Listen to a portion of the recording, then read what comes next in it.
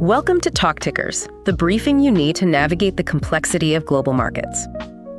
Today, we're looking at two massive forces, really, that are just pushing and pulling against each other. They're redefining the entire financial landscape, really, for the next decade. Exactly. So on one side, you've got this incredible transformative capital wave of the AI boom, just pure, aggressive, future-focused growth. And on the other, you have this really critical structural debate about the long-term anchor for interest rates. The neutral rate, or R-star, as it's known. Right.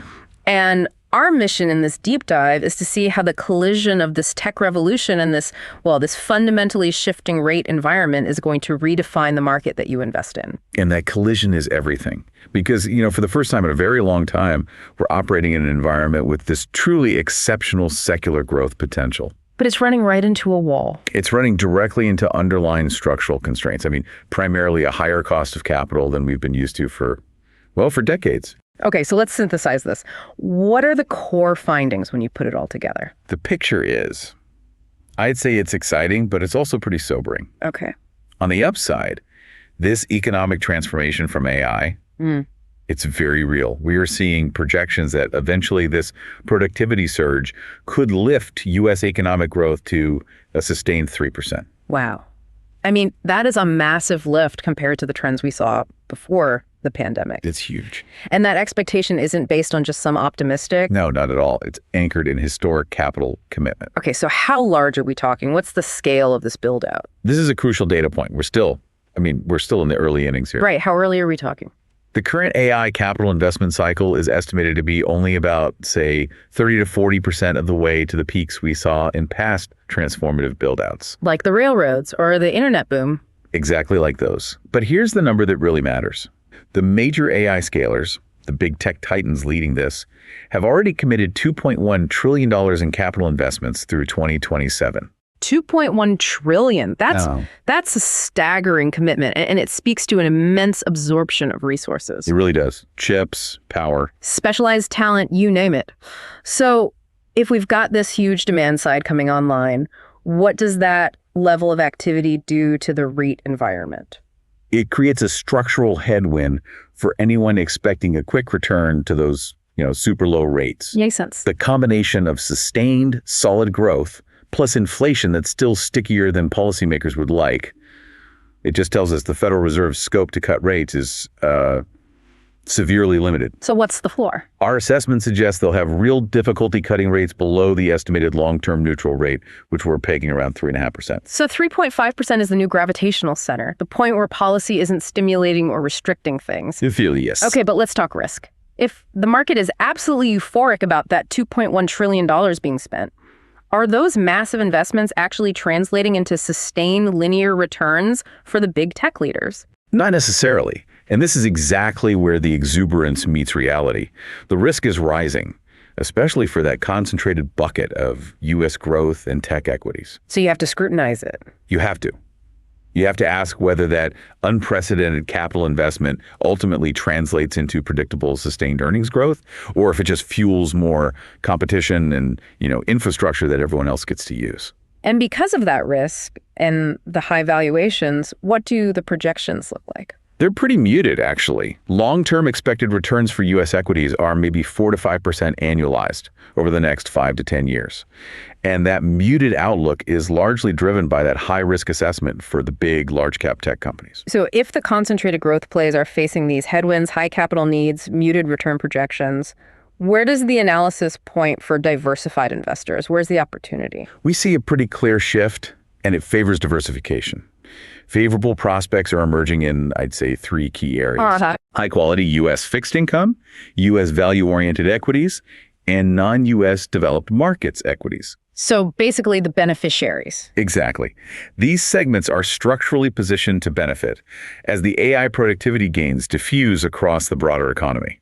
It moves from the builders of the infrastructure to the consumers of that technology. Okay, that gives us the current snapshot. But to really understand why that rate anchor is at 3.5%, we have to do that deep dive we promised into RISE-STAR, the neutral rate of interest. Right. And RISE-STAR is arguably the most crucial and yet most baffling concept in modern monetary theory. Let's try and make it as clear as possible for you listening. Okay, think of R star as the economic speed limit. It's the real inflation-adjusted interest rate that lets the economy run at its maximum sustainable speed. So full employment, maximum output. Without overheating and causing inflation to take off. It's the perfect theoretical balance point. But the major paradox, which makes a central banker's job so hard, is that you can't actually see it. It's unobservable. That's the core challenge. Policymakers have to infer it. You know, historically, the Swedish economist Knut Wicksell first defined this natural rate way back in 1898. Wow. Yeah, positioning it as the rate that was neutral for commodity prices.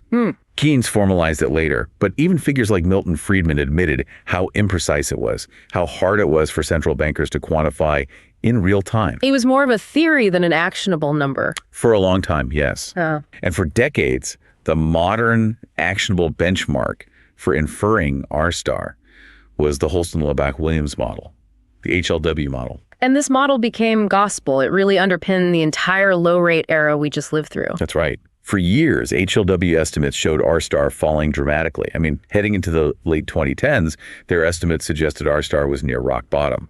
For the euro area, the estimate was only 0.5% in 2023. And that fed the whole narrative that rates would just fall back to zero eventually. It supported that whole narrative, yes. Yeah.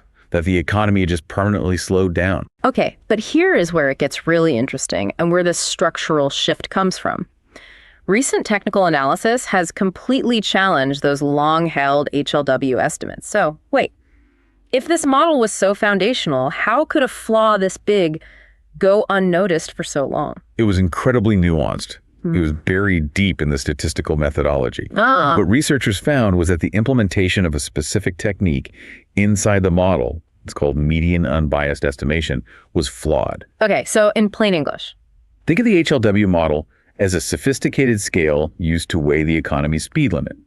This flaw was like a defect that systematically made the scale read a pound too light every single time. A systematic bias that always made the economic speed limit look lower than it actually was. Precisely. This flaw resulted in an excessive downward trend in one component of R star, what economists call other factored C. Basically, the model was telling us the natural rate had fallen much, much further than reality suggested. So those ultra-low estimates of R star that justified the whole zero interest rate policy era might have been, well, fundamentally wrong. That's the implication. What was the quantifiable impact of correcting this? How big of a difference are we talking about? The impact is staggering. For the U.S., the corrected 2019 R star estimate was underestimated by over 100 basis points. A full percentage point. A full percentage point. It brings the corrected estimate closer to 1.5% instead of the original 0.48%. And for Europe? For the euro area, the correction added about 80 basis points. So it moves the estimate to over 1% instead of just 0.24%. That's the difference between a neutral environment and one that feels highly restrictive, especially when central banks operate in quarter-point increments. It fundamentally changes the calculus. If the structural anchor for global real rates is that much higher than we believed, now closer to 1.5% in the US, we're just in a new, more expensive environment. And that corrected higher neutral rate, when you combine it with a huge capital demand from AI, that explains why the Fed has so little room to cut. It fully explains it.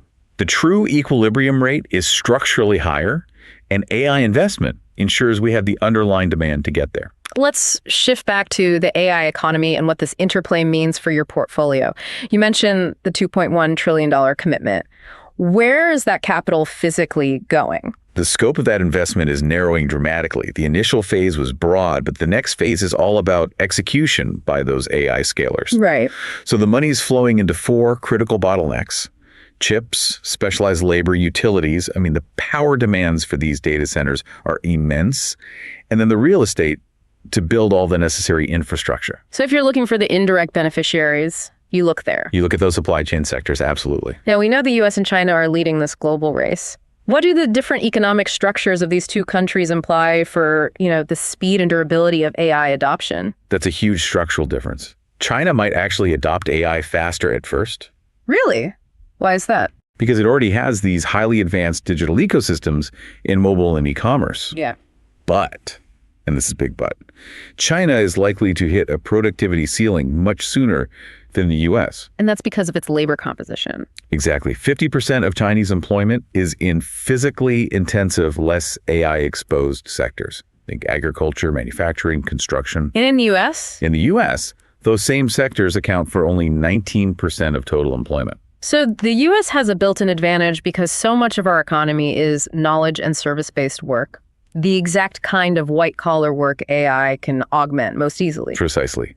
And that suggests a more durable, long-term competitive edge for the U.S. in high-value AI applications. What about the labor market itself? The fear of mass job destruction, has that materialized? So far, the data is really counterintuitive. Those fears haven't materialized.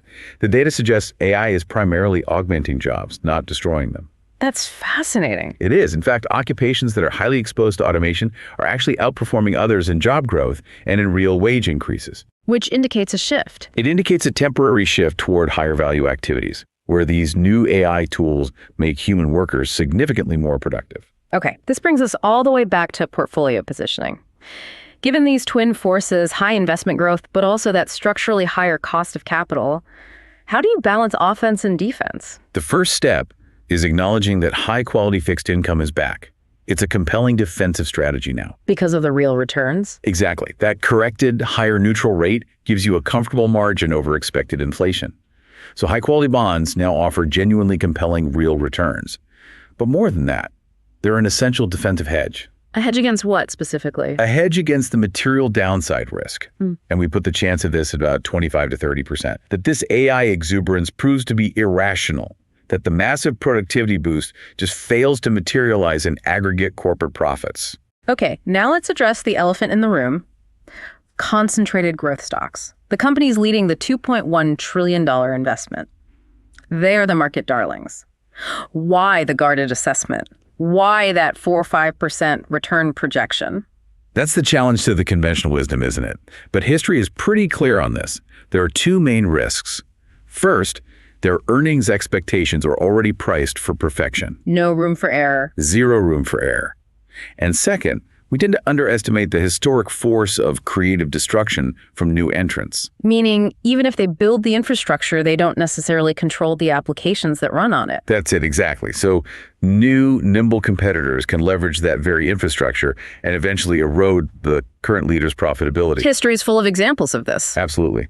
The companies that usher in a general-purpose technology, think early railroad investors or the original hardware makers of the dot-com era, they're rarely the same companies that maintain dominance through the full cycle. Right. We saw that DeepSeek moment in early 2025. That was a sharp reminder.